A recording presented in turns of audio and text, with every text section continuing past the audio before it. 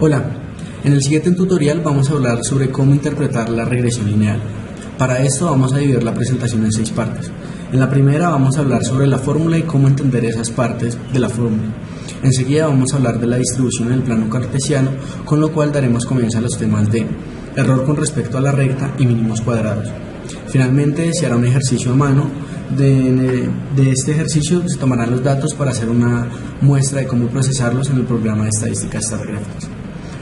Ahora bien, la regresión lineal es una herramienta estadística que permite estudiar y comparar diferentes variables que ya tienen una dirección específica. Esto aplica en campos como la ingeniería e incluso en la psicología. Esta prueba es de amplio uso en el análisis de datos bivariados, los cuales vienen previamente configurados, disponiendo así su orientación en un plano cartesiano. La regresión lineal es una herramienta que permite predecir el comportamiento de una variable dependiente respecto de otra que es independiente. Esto se logra mediante una línea recta que representa la orientación de los datos, la cual se obtiene de la siguiente forma. Y viene siendo la variable dependiente, X es la variable independiente y estas son las partes de la fórmula. M significa la pendiente y B el intercepto. Sin embargo, en los libros la fórmula se expresa de la siguiente manera: Y es igual a beta sub 0 más beta sub 1 por X.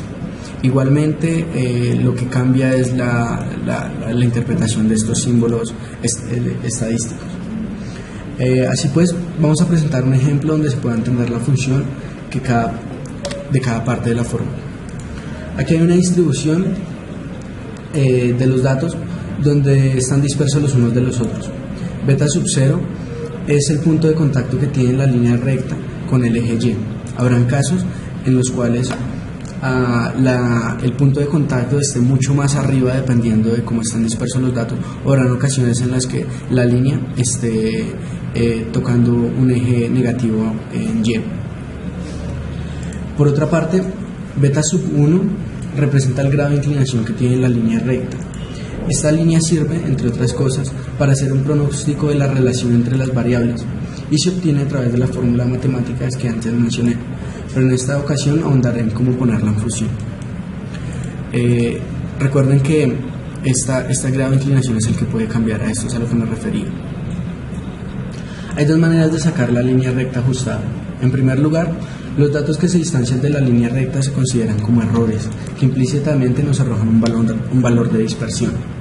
Los datos que se encuentran debajo de la línea recta son considerados negativos, mientras que los errores que están por encima de la línea recta son considerados positivos. Con esto se busca como primer mecanismo para obtener la línea que al realizar la suma de los errores negativos más la suma de los errores positivos, el resultado sea 0. De esta manera vamos a concluir que la distribución es igual para lado y lado de la dispersión, lo cual representa una orientación ideal del comportamiento de los datos, que es el fin último de la regresión lineal para poder hacer pronósticos. No obstante, este tema desde la literatura se entiende como los mínimos cuadrados. Esto tiene que ver mucho con la correlación de Pearson y lo que se busca para hacer una aproximación sobre las variables de los datos. Para empezar, es necesario entender que hay orientaciones negativas y positivas. Estos dos cuadros representan una orientación positiva de los datos. A medida que avanzan las unidades en el eje X, aumentan también en el eje Y. Por el contrario, si a medida que aumenta en el eje X, las puntuaciones en el eje Y disminuyen, estas son consideradas negativas. Habrán dos formas. Estas dos de acá arriba son más o menos una distribución ideal de cómo serían los datos. Sin embargo, vamos a encontrar datos dispersos, pero también se les puede sacar una orientación. Finalmente, estos dos representan cómo las dos variables pueden estar no relacionadas. En este caso, los datos simplemente no tienen un patrón de orientación. Y en esta, pues, un ejemplo de esto puede ser si tú eres Sagitario o tú eres Acuario y cuánto es tu ganancia. Esto realmente pues no tiene nada que ver. Hay personas que tienen salarios de todo tipo y hacen parte de todos los signos zodiacales. Ahora bien, decía antes que este tema tiene que ver con la correlación de Pearson. La correlación, cuando es ideal, cuando todos los puntos que están dispersos pasan sobre la línea, R se interpreta como 1.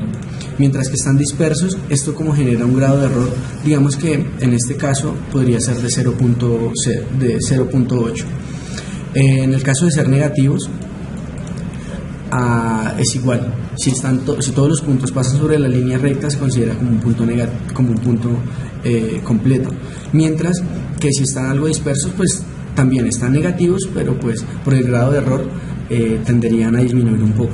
Lo ideal es que se acerquen mucho a 0, a 1, perdón.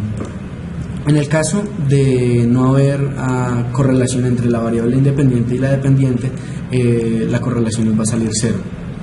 El tema de mínimos cuadrados lo que busca es coger estos datos, los sumados, es decir, los errores positivos y los errores negativos, coger cada uno de esos datos y elevarlos al cuadrado para así tener un número positivo siempre.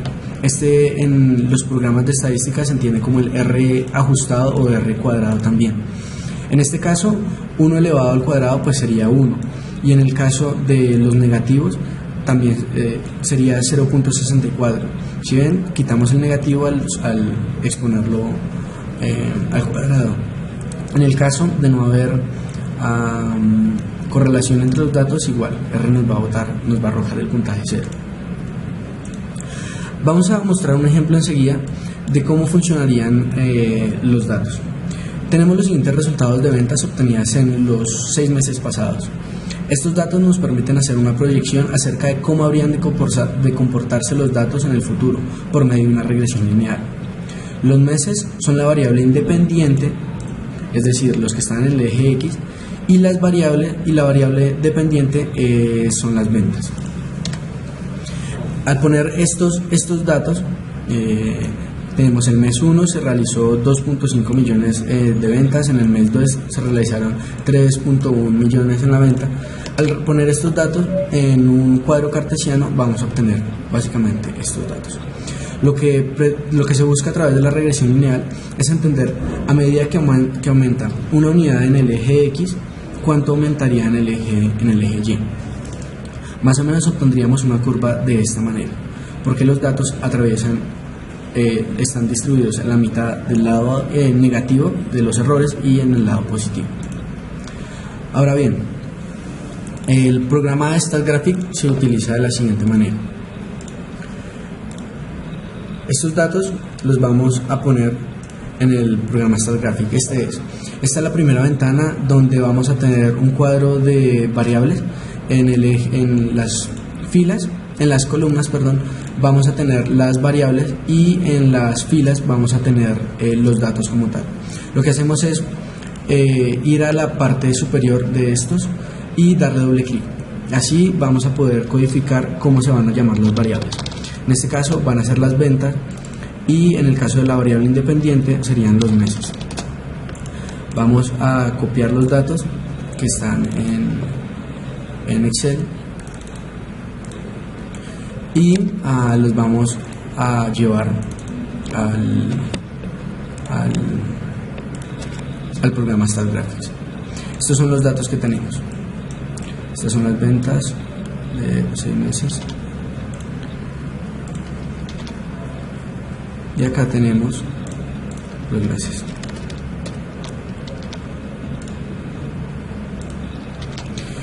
En el cuadro de diálogos vamos a encontrar diferentes opciones. Vamos a ir a la opción de relacionar una variable, porque la regresión lineal, recuerden que se puede hacer por predecir una variable dependiente a través de múltiples variables, pero esto pues serían múltiples variables. Aquí vamos a mostrar simplemente una regresión simple. Vamos a meter en el eje Y pues la variable que queremos predecir, y la variable independiente en el eje X. Si hay más variables, se abre el otro cuadro de diálogo que es variables multivariadas, y vamos a meter todas en el eje X. Finalmente le vamos a dar OK. Esto nos muestra el tipo de modelo que queremos. En este caso es una regresión lineal, lo dejamos en lineal, y le vamos a pedir que nos incluya la constante. Esta constante es la fórmula de la que estábamos hablando al inicio, la de y es igual a mx más b, o como sale en los libros, y es igual a beta sub 0 más beta sub 1 por x. Enseguida nos va a mostrar qué datos nosotros queremos, en tablas y en gráficos. Nosotros queremos ver el modelo ajustado solamente, y en las tablas pues dejémoslo así tal cual, el recibo de datos y los análisis de datos. Vamos a correr el programa y esto es lo que nos va a botar. En la parte superior izquierda vamos a tener los coeficientes. Nos va a mostrar el intercepto y el grado de inclinación que tiene la curva. Asimismo, este nos muestra el grado de coeficiente. En este caso pues la regresión lineal muestra que no es estadísticamente significativa. Sin embargo, lo que queremos poner es simplemente un ejemplo de cómo interpretarlo. Como les mencioné antes, tenemos el R y el R ajustado, ¿sí? Estos son los que se elevan al cuadrado. Tenemos también el error estándar, la media, la mediana, y acá tenemos los demás datos. Lo que nos interesa es entender la gráfica. Esta gráfica se despliega haciendo doble clic. Acá ya nos muestra cómo se están distribuidos los datos en el eje X. Tenemos el primer mes, el segundo mes, el tercer mes, y cuáles son las variaciones que hay en el eje X. Esta nos muestra la curva de la línea media, que era la línea media ajustada, y nos muestra dónde están los datos. Si hay muchísimos datos, pues igualmente van a mostrarse en esta gráfica. Algo interesante es que acá nos dicta cuál es la fórmula para entender este modelo y poder hacer pronósticos y predicciones a futuro. Entonces tenemos las ventas, que son el eje X, M que en el eje Y, M que es el intercepto, y B que es el punto de corte, es el grado de inclinación, perdón. Con estos dos ejercicios que hemos mostrado, el que realizamos en PowerPoint y el que realizamos en el programa de estadística StatGraphics, vamos a dar cierre a este tutorial sobre regresión lineal. Espero que hayan quedado los datos claros acerca de cómo procesar los datos en StatGraphics y cómo interpretar cada parte de la fórmula.